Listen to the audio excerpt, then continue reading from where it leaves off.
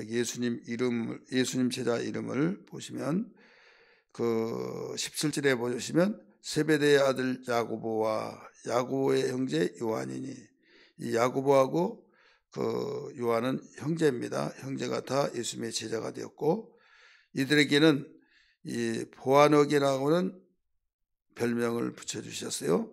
그 별명의 이름이 우레의 아들이다. 성질이 워낙 급하고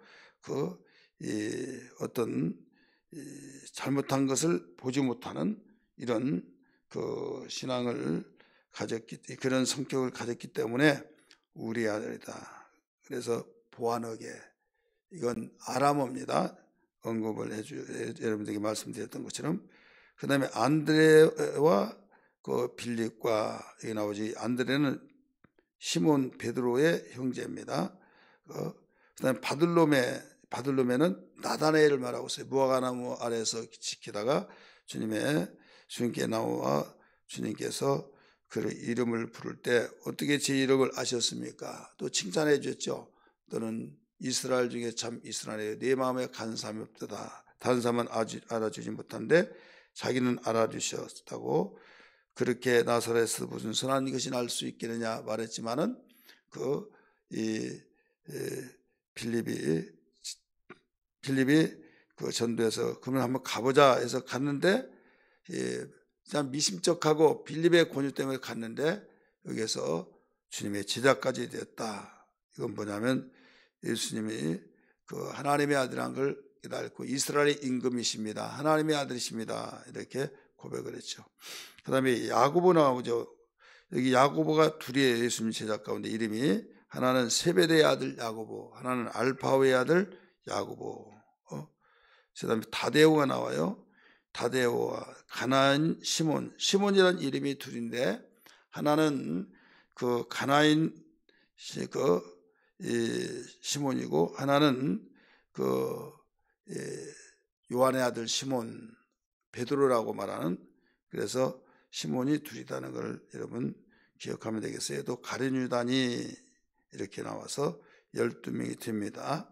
오늘 이 말씀들을 통해서 7절에서 19절까지 읽었는데 예수님의 중심된 사역에 대해서 말씀을 드립니다. 오늘 제목입니다. 예수님의 중심된 사역. 예수님은 공생애를 시작하면서 금식 기도를 하는 것부터 공생애가 시작됐어요. 준비는 10년을 받으시면서 준비하시고, 그런데 1장부터 예수님의 사역이 집중적으로 시작이 되잖아요. 가르치실 때 귀신을 내쫓고, 또 이 개인적인 교회를 건강케 하시고, 가정을 건강케 하시고, 또 지역까지 건강케 하시고, 계속 그 예수님의 가르침의 내용보다는 이적과 기사와 표적을 많이 나타낸 것이 마가복음 특성이라고 했어요. 짧고 간결하면서도 생동감 있는, 이런 가운데 2장에서도 모두 고침받는, 고쳐주시고 가르쳐주시고 이런 사역들이 계속 나옵니다. 나오다가 3장에서도 또 안식일로 인해서 손마른 자를 고쳐주시고, 그런 가운데 사역을 하시며 오늘 7절에서 12절에서도 여기에 많은 무리들이 자기 앞에 찾아나온 가운데 도저히 같이 있으면 이제 다리를 어디에 짚을 수도 없을 정도로 사람들이 몰려오기 때문에 작은 배를 띄워서 더 이상 접근하지 못하게 하고 가르치셨던 것을 볼 수가 있어요. 이렇게 많이 사역을 하고 있는데 여기에서 중심된 사역이 뭐냐 이거예요. 예수님의 중심된 사역이, 우리는 3대 사역을 가지고 말할 수 있을까요? 그런데 그런 각도에서 말하려고 한 것이 아니라 예수님이 병을 고치고 천국복음을 가르치시고 또 이거 전파하시고 이런 일들이 다 공적인 주요 3대 사역이잖아요. 근데 이런 사역을 하는 가운데 그 내용을 범위 내에서는 그랬지만은 중심의 사역이 뭐냐면 제자를 삼는 거였습니다. 그래서 제자를 삼는데 처음부터 삼아놓고 시작한 것이 아니라 사역을 하다가 제자를 삼는 사역을 했다. 당신의 원한 자들을 불러서 그 제자를 12를 세웠다. 이 말씀이 예수님의 중심된 사역입니다. 사역을 하다가 그 한 사람 한 사람씩 부른 거예요. 원하는 자들을 불렀다 이거죠. 1장에 보니까 이런 문제를 놓고도 기도를 하시는 것을 볼 수가 있어요. 사역을 위해서 기도하는데 그 사역 중에 중심된 사역이 무슨 사역이라고 했어요? 제자를 삼는 사역이다. 그래서 1장 한번 35절 말씀 보시기 바랍니다.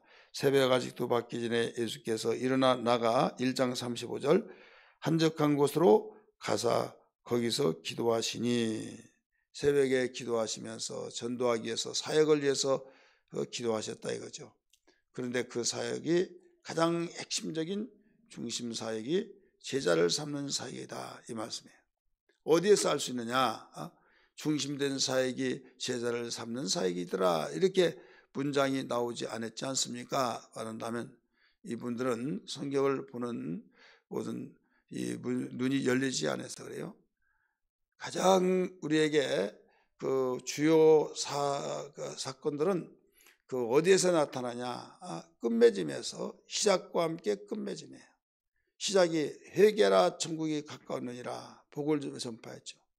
예수님이 지상 명령을 마지막 하시고 하늘 올라가실 때도 너희는 온 천하에 다니며 복음을 전파라 하시고 너희는 가서 모든 족속으로 가서 제자를 삼아 아버지와 아들과 성령의 이름으로 침례를 주라.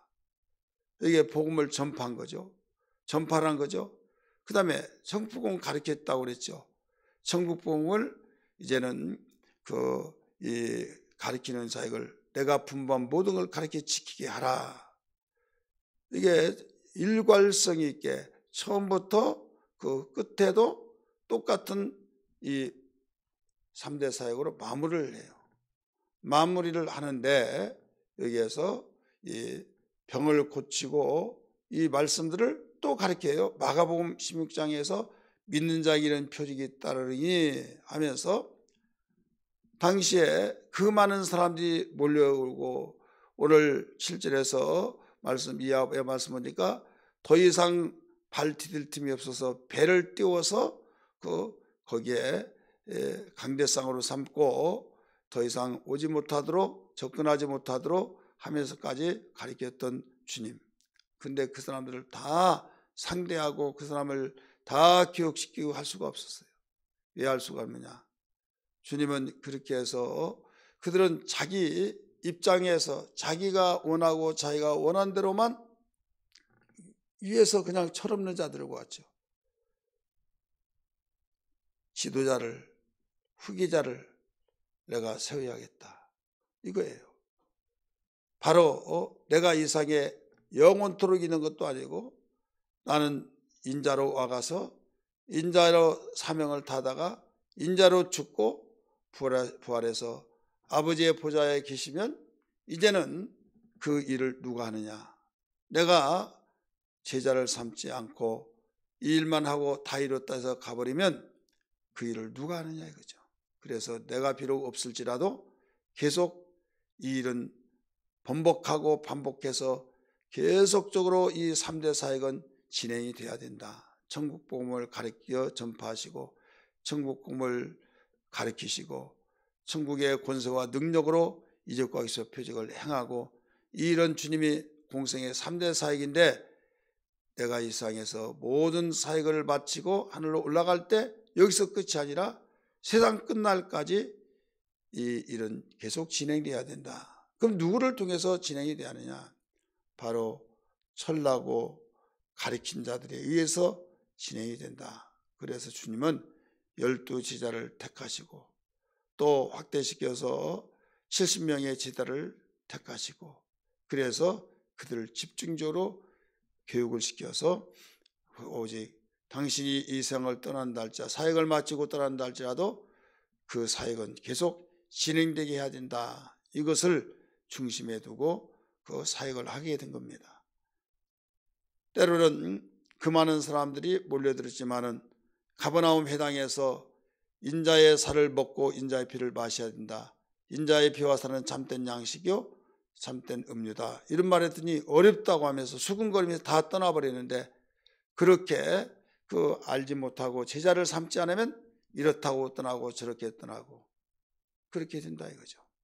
그러나 제자를 삼아서 아무리 어려운 역경 속에 험난한 환난 시대라가 있다 할지라도 끝까지 버티고 남아서 당신이 하셨던 일을 계속 이어서 나갈 수 있도록 만들어야 할 것은 뭐냐면 제자를 세워야 된다 이거예요. 여러분, 우리 한국에 민주화 바람이 일어났었죠. 군사 독재 정권이 무너지고 제2의 군사 정권이 또 세워집니다. 박정희 정권에서 무너지고 이제는 민주화가 되어진다라고 생각했는데 예상도 하지도 않았던 그렇게 소원했던 민주화가 이제 군사 독재 정권이 제2의 독재 정권이 전두환 정권에서 또 세워집니다. 노태우 정권 또 세워집니다. 이때 다시 거기에서 6.25 국민 한가운동 속에서 결국 직선제를 없애버리려고 했던 가운데 이제는 여기서 다시 세워지죠. 이게 바로 김영삼 정권이 이루어진 거예요. 그리고 이제 김대중 정권이 이루어지고. 근데 그들이 훌륭하고 그들의 정치인으로서 김영삼 전 대통령은 중학교 때부터 내가 대통령 되겠다고 하는 그런 비전을 가지고 나가서 많은 옥고를 치르고 가택연금도 하고 그렇게 많은 옥고 치고 어려운 일을 당했지만 결국 됐어요. 그런데 거기에서 지도자는 세우지 않았어요. 지도자가 세워지지 않고 있어서 결국 오합지졸이 되어지죠. 그리고 김대중 전 대통령 그분도 대단한 머리를 가지고 통치를 내는데 분명한 정치 철학이 있어서 했어요. 그러나 후계자를 세우지 않았어요.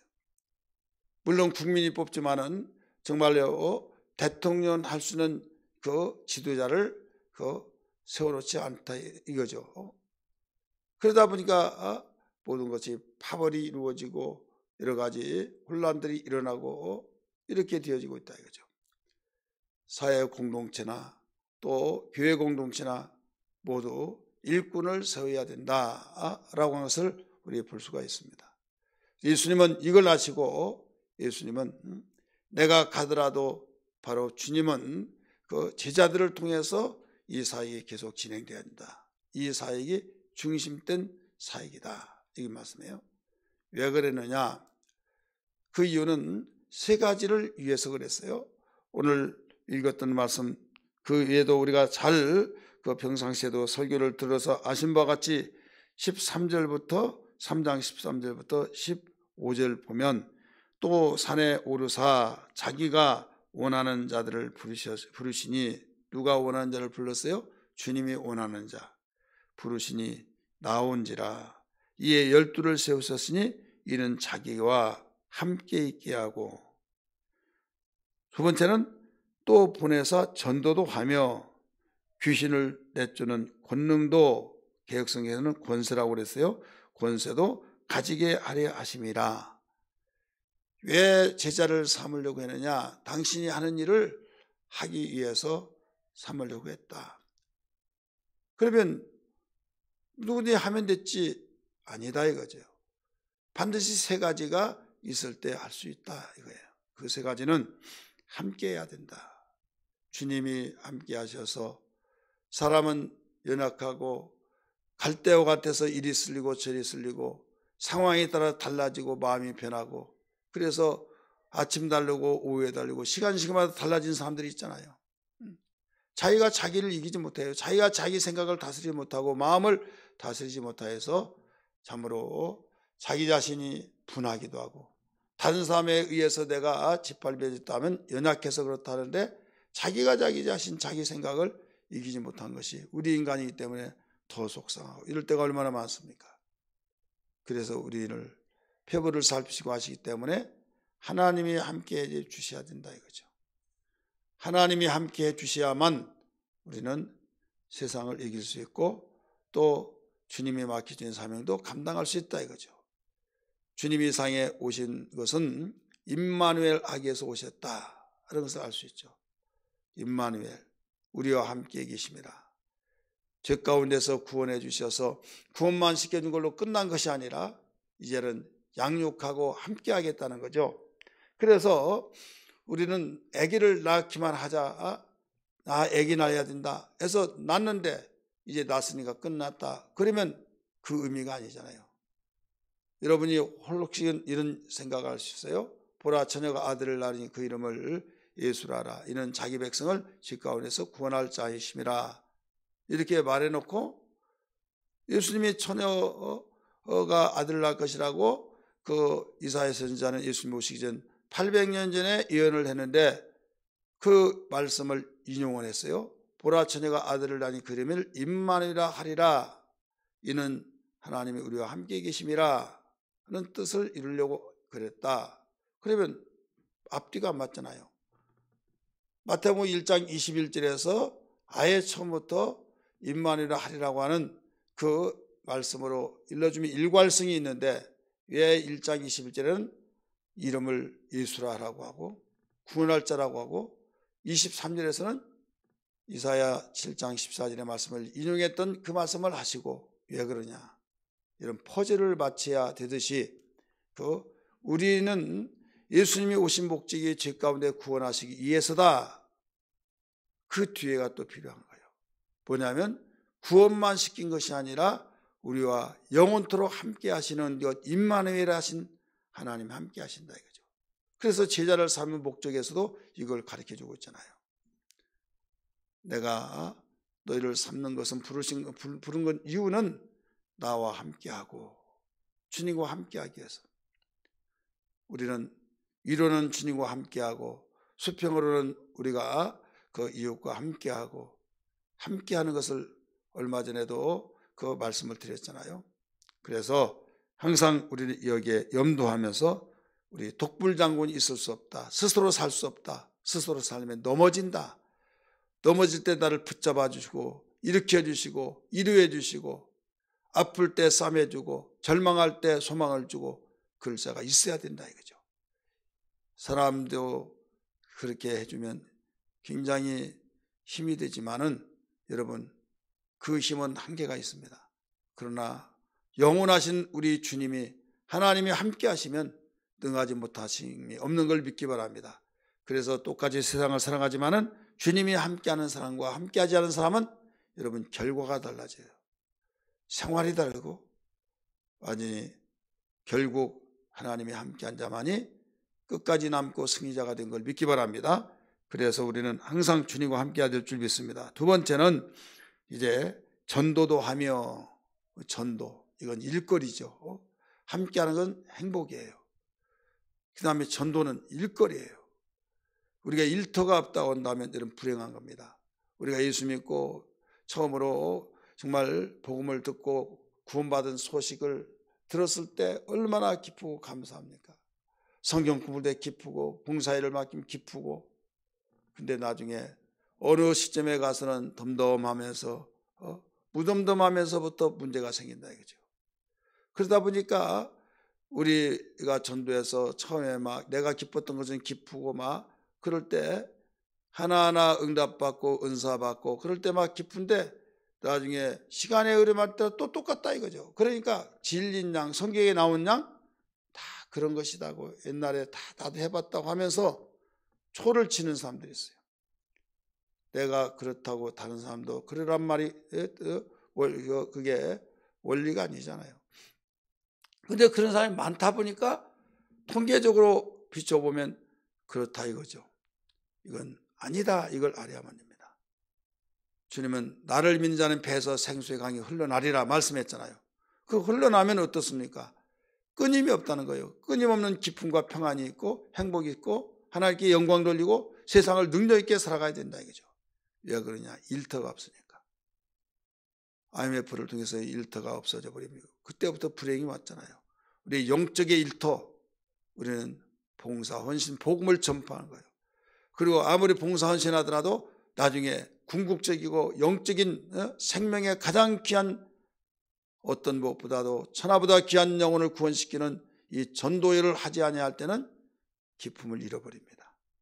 그렇기 때문에 샘솟는 기품이 넘치는 이런 축복을 주기 위해서 보내어 전도도 하게 하며 말씀하셨어요. 마지막 세 번째는 이제는 나에게 기쁘고 행복한데 이 도적이 와서 도둑질하고 죽이려고 하고 저렇게 행복한 시세음 속에서 넘어뜨리게 해서 죽이려고 그런 자가 있다 이거죠. 그걸 아시고 귀신을 내쫓는 권세가 있게 하려 하심이라. 그래서 내 이름으로 귀신 쫓아라 말씀하셨지 않습니까? 하나님 우리 주님이 하늘로 올라가시면서까지도 이제는 당신의 제자들뿐만 아니라 너희가 또 제자를 삼을 텐데 모두 믿는 자들이 바로 제자일 텐데 귀신 쫓아야 된다. 병 고쳐야 된다. 이 말씀들을 계속 가르쳐 줬잖아요. 그래서 예수님이 제자 삼는 이런 세 가지의 이 목적이 있어서 제자를 삼는 것이었다. 이 일이 어떤 무엇보다도 주된 사역이다. 여러분도 주된 사역이 내 삶 속에 있어야만 됩니다. 하나님과 함께해서 행복해야겠고 우리가 일터 속에서 정말로 유지가 돼야겠고 그 행복이 더 나아가서 도둑질하고 죽이고 멸망시키려고 하는 원수를 박멸시킬 수 있는 권세를 사용하여서 귀신을 내쫓는 능력이 있어야 될 줄 믿습니다. 오늘 이런 신앙의 결단과 우리의 삶이 되어지기를 주님으로 축복합니다.